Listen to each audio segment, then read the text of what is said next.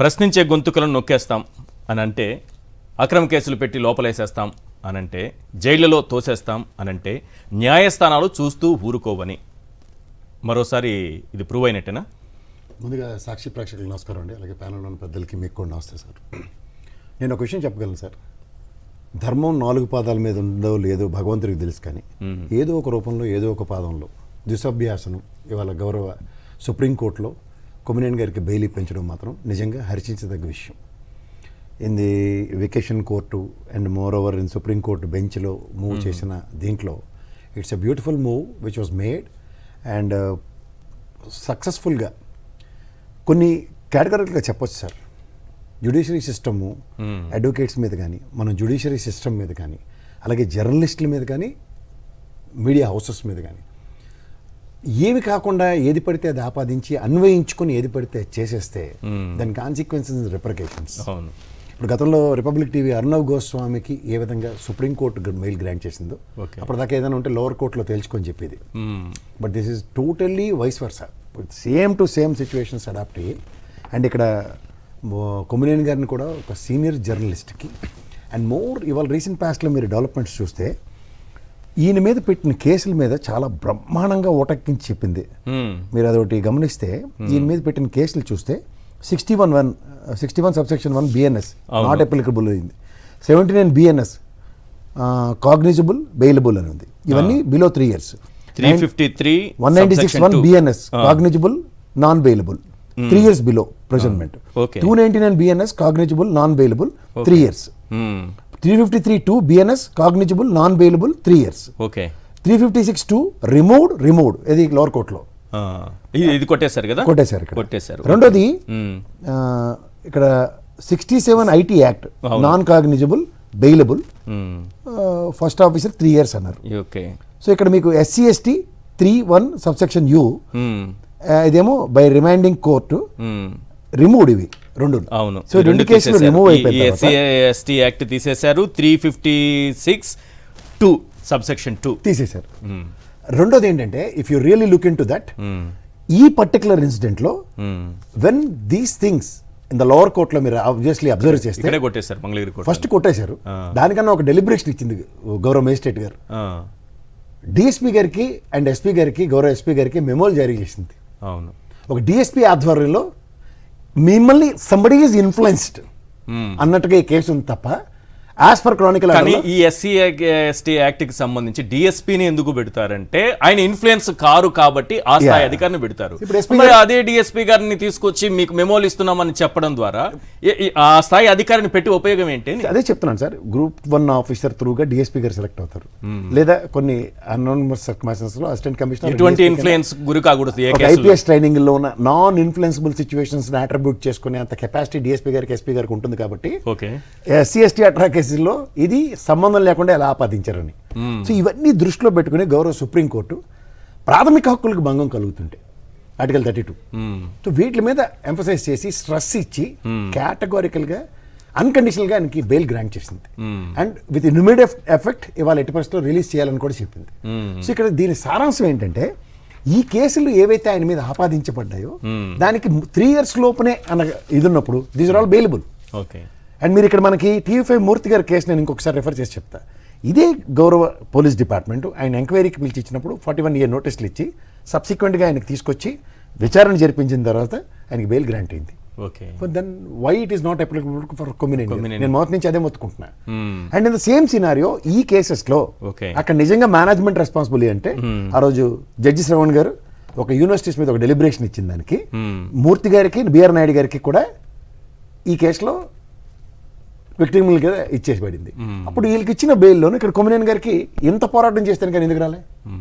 Sir ఈరోజు సుప్రీంకోర్టులో వాదనలు జరిగే టైంలో ఆయన ఏం చేశారు, అసలు డిబేట్ నిర్వహించారు అంతే కదా అంటే లేదు నవ్వారు ఆ కామెంట్కి అన్నారు. దానికి గౌరవ సుప్రీంకోర్టు న్యాయమూర్తి గారు ఏమన్నారంటే ఇక్కడ విచారణ సందర్భంలో మేము కూడా నవ్వుతాము అని అన్నారు. మీకు మాట చెప్తా సార్, నవ్వారు అని ఆయన మీద ఏదో ఒక అభియోగం అనుకోండి. మీకు ఒక మాట చెప్తా సార్, ఈ తపేలా ఛానల్కి అలవాటు అయిపోయింది సార్ మీడియా ట్రయల్లో ఉరిశిక్ష. గతంలో మీరు అవినాష్ రెడ్డిని పొద్దున్న నుంచి సాయంత్రం దాకా ఉరిశిక్ష, అరెస్ట్ సదనంతర పరిణామాలు ఇవాళ వచ్చేసారు కల్లా వాళ్ళ స్టామినా లేదు మీకు. అలా వాళ్ళు సుప్రీంకోర్టు జడ్జిలైనా సరే వ్యక్తిత్వ హననం చేయగలిగినటువంటి స్థాయి కలిగినటువంటి మీడియా ఛానల్స్ నడుపుతున్నారు సార్. చేయొచ్చు సార్. ఎందుకు అవినాష్ రెడ్డి పేరు చెప్పారు కాబట్టి అప్పుడు జడ్జి గురించి ఆ విధంగానే కదా అన్నారు. రేపు ఎవరినైనా చేయగలరు. సరే అదే చెప్తున్నాను సార్, జరుగుబాటు అంత సుఖం లేదన్న దగ్గర మీరు ఇవాళ నేను చెప్తున్నాను కదా, ఆ 3 ఛానళ్ళు పౌడర్ డబ్బా, diaper and this thing petrol ఎంత హ్యాపీగా ఫీల్ అవుతుంటారంటే రేపు పొద్దున మనకి కూడా ఇలాంటి ఉపద్రవం వస్తే ఈ సుప్రీంకోర్టు కూడా with in span of no time మనకి బెయిల్ ఇస్తుంది అనే ధైర్యంతో వాళ్ళు డిబేట్లు చేస్తారు. Take my word. ఎందుకంటే ఇది ఇవాళ మీకు మాట చెప్తా, ఈ రోజు నాకు అనుమానం చూడాలి తర్వాత పీసీఆర్ మీరు చెప్పండి అసలు దీనిపైనే డిబేట్ పెట్టారా, క్యారెక్టర్ అసాసినేషన్ మొదలు పెట్టారు 7 గంటలకు అనేది మీరు ఒకసారి చెప్తే దానిపైన కూడా మాట్లాడతాను నేను. ఎందుకంటే మధ్యాహ్నం ప్యానల్ కూడా చెప్పవచ్చు, ఎవరు ఉంటారు కళాకారులందరినీ మనం ఈజీగా పోల్చొచ్చు. నేను మధ్యాహ్నం ఒక డిబేట్ లో కూడా పార్టిసిపేట్ చేస్తే మీరు కళాకారులను కూడా డిజైన్ చేసేసారా? డౌట్. ఫస్ట్ ఆఫ్ ఆల్ వాళ్ళు జర్నలిస్టులే కదా, నేను డైరెక్ట్గా చెప్తున్నాను. అందులో ఇద్దరు, ఒకడు కుల ప్రాతిపదిక మీద కూడా జర్నలిస్ట్, ఇంకోటి జర్నలిస్టే కదా ధైర్యంగా చెప్పి డిబేట్ చేస్తుంటాడు. అంచేత వాళ్ళ గురించి నేను ఎంటర్టైన్ చేసిన ఒప్పుకున్నాడు కదా భక్తుండి అని చెప్పేసి ఎప్పుడు చెప్పేశాడు ఆయన. నేను ఒక విషయం చెప్తా సార్. ఇప్పుడు మీకు మీడియా ట్రయల్ ప్రకారం వాళ్ళు ఏంటంటే అలా గంగతో రాంబాబులో బ్రహ్మానందం గారిలో స్క్రిప్ట్ తీసుకొచ్చి ఆ స్క్రిప్ట్ ప్రకారం ఆడపిల్లలను అన్నారు అన్నది మొత్తం ఇంజెక్ట్ చేసేసారు. అవును, ఎంటైర్ స్టేట్ లో. ఇప్పుడు ఏమవుతుందంటే వాళ్ళకి ఆ మోడస్ ఆఫ్ ఆపరెండీకి ఎప్పుడైతే మొనాటమీ బ్రేక్ అవుతుందో తట్టుకోలేరు ఆక్రోశం. ఈవెన్ ఒక అడ్వకేట్, సీనియర్ అడ్వకేట్ స్థాయిలో ఉన్న వ్యక్తులు కూడా ప్రభావితం అయిపోయి ఆ విధంగానే మాట్లాడుతున్నారు. అసలు శాసించవలసిన స్థాయి వాళ్ళు చెప్పవలసిన స్థాయిలో కూడా వాస్తవాన్ని గ్రహించట్లే. ఇప్పుడు కాన్స్టిట్యూషన్ ప్రధానంగా ఆ పదాన్ని ఉచ్చరించడం కూడా తప్పు. అండ్ మోర్ ఓవర్ అది రాజధానికి కృష్ణరాజు బుద్ధి తక్కువతనం అనుకోండి, బుర్రలేనితనం అనుకోండి, లేదా ఆ క్షణికావేశం అనుకోండి, ఏదో ఆవేశం కాదు అసలు అలా మాట్లాడద్దు. ఏ ఆవేశం తప్పు, అది మాట్లాడడం ముమ్మూర్తిలో తప్పు తప్పు తప్పు అని మొత్తుకుని చెప్తున్నాం ఆ రోజు నుంచి. కానీ దాన్ని కొమ్మినేని గారికి, ఎందుకంటే ముందు రోజు లక్ష్మీపార్వతి గారి విషయంలో కాల్ రావడం కాల్ చేస్తే ఆయన మీద రియాక్టివ్ మోడ్ చూపించాడట. ఇదే ఎక్స్పెక్టేషన్స్ అక్కడ లేదు. ఒక సెకండ్ గ్యాప్ వచ్చింది, 2 సెకండ్ గ్యాప్ వచ్చింది, నవ్వాడు.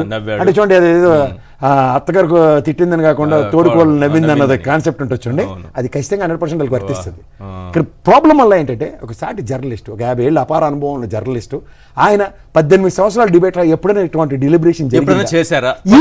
ఈయన గతంలో కూడా ఇలాంటివి చేశారు, ఈయన మామూలు వ్యక్తి కాదు అని చెప్పడానికి ఏమైనా ఒక ఎగ్జాంపుల్ తీసుకొచ్చారు. నేను అదే చెప్తున్నాను, ముఖ్యమంత్రులను ప్రభావితం చేసేంత స్థాయి ఉండి మాకు ఓన్లీ షరతుల దాన్ని మళ్ళీ చూసారా? నిన్న ముఖ్యమంత్రిని మేమే ఇంటర్వ్యూ చేసాం. ముఖ్యమంత్రిని ప్రభావితం చేసే వ్యక్తులకి మేము ముఖ్యమంత్రిని ఇంటర్వ్యూ చేసాం. చూసారు ఈజీక్వల్ టు. సో వీళ్ళ కాన్సెప్చువల్ థియరీ ఏంటంటే మేము కూడా చూడండి, వాళ్ళ సినిమాలో చిన్నపిల్లలు ఉంటారు, వాడు చూడు ఎలా చదువుతున్నాడు అంటే నేను కూడా నన్ను గురించి కూడా కొంచెం చెప్పన్నట్టు ప్రతిసారి ఆ బ్రహ్మానందం గారు ఒకటి మాత్రం నిజం సార్, ఆ వ్యాఖ్యలు చేసిన తర్వాత ఆ పదాన్ని ఈ రోజు వరకు కొమ్మినేని గారు కానీ నేను కానీ సాక్షి మీడియా కానీ మళ్ళీ ఆ పదాన్ని ఉపయోగించలేదు. వీళ్ళకి విచక్షణ లేదు, విజ్ఞత లేదు. పదే పదే దాని మీదే డిబేట్లు పెడుతూ దాన్ని అమరావతి మహిళల్లోకి మరింతగా తీసుకెళ్లేటటువంటి కుట్ర. నేను 2 విషయాలు చెప్తాను. ఒక జర్నలిజం విలువలు లేవు, ఎందుకంటే మీకు ఇంకుతో రాశారని మళ్ళీ అమాయకంగా చెప్పారు. వాడి సంగతి నేను క్లియర్గా చెప్పాను. పచ్చల్లో పైకి తేలిన ఎర్ర నూనెతో రాస్తాడు వాడు జిడ్డు వార్తలు. ఇంకు కూడా ఖర్చు అవుతుందని అంతే. ఎందుకంటే మీరు ఇవాళ పేపర్లో ఎన్నిసార్లు ఆ పదాన్ని ఉచ్చరించాడు, ఉటంకించాడు. ఈ రోజు కూడా రాశారు, ఈ రోజు కూడా జర్నలిజం విలువలు రాజ్యాంగానికి బొద్దులే అని రేపు సుప్రీంకోర్టు చెంపదెబ్బ కొట్టిందని అని మొట్టికాయ వేసిందని కానీ రాయరు. రేపు లోపల పేజీలో అయినా వార్త కనిపిస్తుందా ఉండదా తెలియదు. ఈ వ్యాఖ్యలు మాత్రం ఇంకా రేపు కూడా హెడ్ లైన్ లోనే మీకు వెడ్డింగ్ చెప్తున్నా పదాన్ని. మీరు ఇవాళ ఆల్రెడీ ఆయనకి బెయిల్ వచ్చిన విషయంలో వాళ్ళు ఏం రాశారు తెలుసా? సుప్రీంకోర్టు కొమ్మినేని గారికి కక్ష వేసింది, సుప్రీంకోర్టు డెలిబరేషన్ ఇచ్చింది కృష్ణరాజుకి. ఆ విధంగా మాట్లాడడం తప్పని ఈయన్ని డిఫెండ్ చేస్తూ గౌరవ సుప్రీంకోర్టు మాట్లాడిన దాన్ని కూడా వాళ్ళు ఎంత టంగ్ ట్విస్టింగ్ చేయగలరో చూడండి. వాళ్ళు నీ నోట్లో మాట లాక్కుని వాళ్ళు పెట్టుకుని ఆ మాట మాట్లాడేస్తారు. అది మీరు అన్న చెప్తారు మళ్ళీ, లేదా నీ మాట తీసుకెళ్ళి నీ నోట్లో పెడతారు. బాబు నువ్వు ఆ మాట చెప్పావని అనిపిస్తారు ఖచ్చితంగా. ఇది డిరైవ్డ్ స్క్రిప్టెడ్ ప్రోగ్రామ్. ఎందుకంటే కళాకారులు అక్కడికి వెళ్ళి వాళ్ళు ఒక్కసారి డిబేట్ వినమనండి సార్. ఒకసారి పత్రికాముఖంగా నెక్స్ట్ డే సాక్షి పేపర్ లో కృష్ణరాజుని డిజోన్ చేస్తూ మాట్లాడిన స్టేట్మెంట్స్ ఉన్నాయి. ఆ రోజు కంటిన్యూస్ గా స్క్రోలింగ్ ఉంది. ఆయన కృష్ణరాజు ఇండిపెండెంట్ గా మాట్లాడిన ఒక వీడియోని ప్రజెంటేషన్ చేశారు.